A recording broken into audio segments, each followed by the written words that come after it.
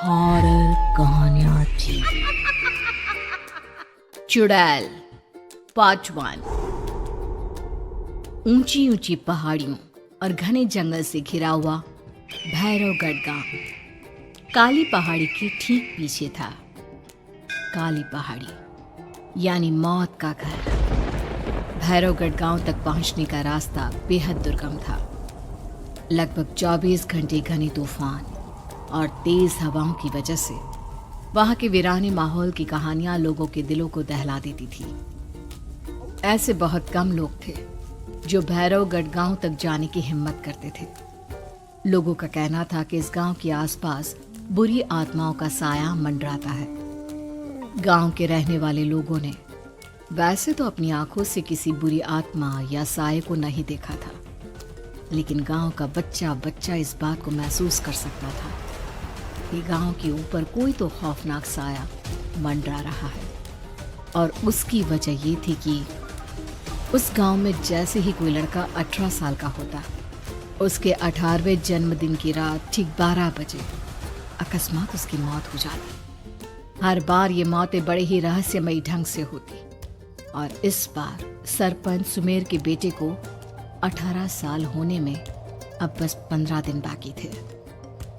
अजी सुनते हैं, हमारा बेटा भी कुछ दिन बाद 18 साल का हो जाएगा। कहीं वो डायन उसे भी खा गई तो। कैसी बातें कर रही हो? जब वो इस गांव में ही नहीं है तो कोई भी डायन या बुरा साया उसका कैसे कुछ बिगाड़ सकता है? उसे कुछ नहीं होगा। हाँ जानती हूँ, आपने उसे पढ़ाई के बहाने इस गांव से बाहर निकाल शहर भेज दिया है, लेकिन ये भी तो सच है ना कि वो बार बार यहाँ आने की जिद करता रहता है। वो चाहे कितनी भी जिद कर ले जानकी, पर मैं उसे इस गांव में कभी वापस नहीं आने दूंगा। मैं नहीं चाहता कि गांव के दूसरे लड़कों की तरह मेरे बेटे की भी अजीबोगरीब ढंग से मौत हो जाए। कभी कभी तो लगता है कि हम सब गांव वालों को हिम्मत करके अपने गांव को इस बुरी आत्मा से छुड़वा लेना चाहिए। लेकिन कौन जानता है आखिर वो खतरनाक साया किसका है? वो काली आत्मा कौन है जो रातों रात हमारे गांव के लड़कों को निगल जाती है? सुमेर और जानकी जब ये सारी बातें कर रहे थे तब रात के लगभग 10 बज चुके थे और हर रात की तरह भैरवगढ़ गांव एक भयानक काले तूफान की आगोश में था। बाहर चल रही तेज हवाएं और बारिश के बीच कभी कभी ऐसा लगता जैसे कोई बुरी तरह से चीख रहा है।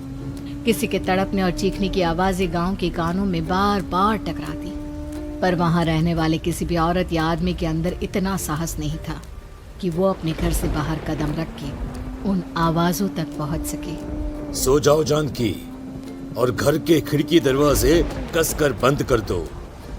अब जानकी सब खिड़कियां ठीक से बंद करने ही लगती है कि तभी उसे अपने घर के दरवाजे पर जोर जोर से खटखटाने की आवाजें सुनाई देती है। इन आवाजों को सुनकर जानकी और सुमेर के चेहरे डर से पीले और हाथ पैर ठंडे पड़ जाते हैं। जानकी, जानकी, इतनी रात कौन होगा? पता नहीं, ऐसा लग रहा है कोई बुरी तरह से दरवाजा खटखटा रहा है। अरे हाँ, पर किसी की आवाज भी तो नहीं आ रही। क्या करूं? दरवाजा खोल लूं या नहीं? कहीं ऐसा ना हो कि किसी को हमारी मदद की जरूरत हो। लड़खड़ाते कदमों से सुमेर दरवाजे के करीब जाता है और अपने कान को दरवाजे पर रख धीरे से आवाज देते हुए पूछता है, कौन कौन है? कौन है वहां? तभी एक बेहद डराने वाली आवाज उसके कानों से टकराती है। दरवाजा खोलो, दरवाजा खोलो, वरना आज की रात इस गांव में कोई जिंदा नहीं बचेगा। मैं जानती हूँ तुम्हारा बेटा 18 साल का होने वाला है। अगर उसकी जान की जरा भी परवाह है तो दरवाजा खोल दो। इस आवाज को सुनते ही सुमेर घबरा कर पीछे हट जाता है और जानकी को पूरी बात बताता है। कहीं वो डायन हमारे घर तक तो नहीं पहुंच गई? अब हम क्या करेंगे? मुझे दरवाजा खोलना ही होगा जानकी। मेरे पास अब कोई रास्ता नहीं है। इतना कहकर सुमेर डर से अपनी दोनों आंखें कसकर बंद करता है और कांपते हाथों के साथ झटके से दरवाजा खोल देता है। तभी किसी के जोर से हंसने की आवाज सुमेर और जानकी को सुनाई देती है। उस आवाज को सुन दोनों दरवाजे की तरफ देखते हैं और सामने अपने बेटे राहुल को खड़ा देख दंग रह जाते हैं। राहुल के हाथ में उसका मोबाइल होता है जिसमें से वो आवाज बज रही थी।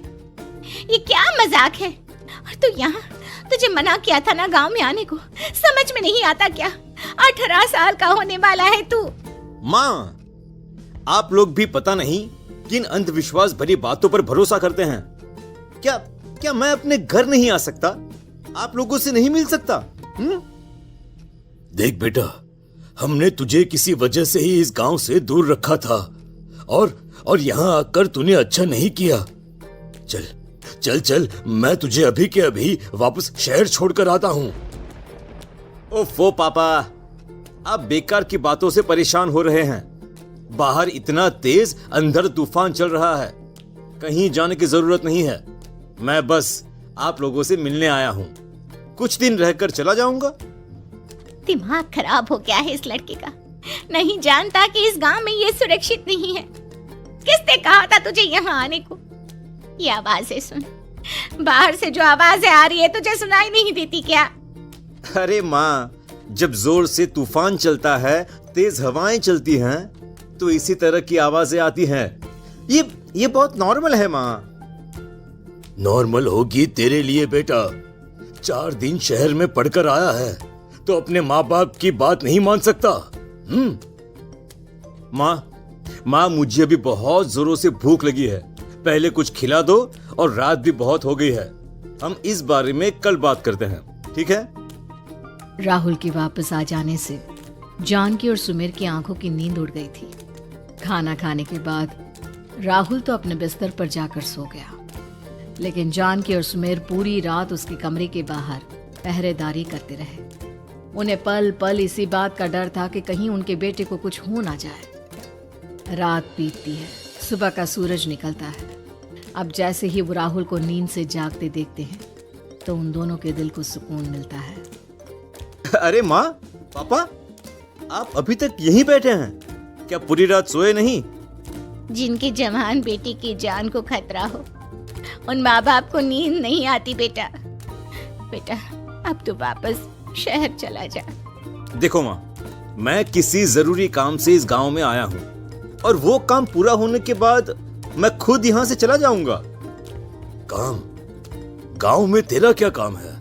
पापा, मैं बचपन से ही इस गांव के बारे में बेहद डरावने किस्से सुनते आया हूँ, इसीलिए अब मैं उन्हीं किस्सों के ऊपर डॉक्यूमेंट्री फिल्म बनाऊंगा। रिसर्च करना चाहता हूँ कि आखिर सच्चाई है क्या। हे भगवान, लो जी, सुन लिया, और भेजो इसे पढ़ने के लिए शहर। मैंने आपसे पहले ही कहा था, मेरी बहन के पास दूसरे गांव भेज दो। ना ये शहर जाता और ना उल जुलूल की बात इसके दिमाग में आती। जानकी और सुमेर राहुल को समझाने की बहुत कोशिश करते हैं, पर वो किसी की बात नहीं सुनता और अपना कैमरा लेकर गांव की पास वाली काली पहाड़ी की तरफ निकल जाता है। अब राहुल जैसे ही काली पहाड़ी पर पहुंचता है, उसकी नजर पहाड़ी के ठीक बीचों बीच बनी एक पुरानी झोपड़ी पर पड़ती है। यहाँ भी कोई रहता है क्या? ये इंटरेस्टिंग होगा। राहुल की आवाज पहाड़ों से टकराकर उसके कानों में सुनाई दे रही थी। उसने चारों तरफ का नजारा देखकर वहां की तस्वीरें अपने कैमरे में उतारना शुरू कर दिया। तभी अचानक राहुल ने अपने कैमरे में खींची हुई तस्वीर को जूम करके देखा, और उसमें उसे जो नजर आया वो देखकर राहुल की होश उड़ गए। क्या सचमुच उस गांव के ऊपर किसी बुरी आत्मा का साया था? क्या राहुल की जान बच पाएगी? क्या देखा था राहुल ने उस फोटो में जिसे देखकर वो दंग रह गया? इन सवालों के जवाब जानने के लिए देखिए इस कहानी का अगला भाग।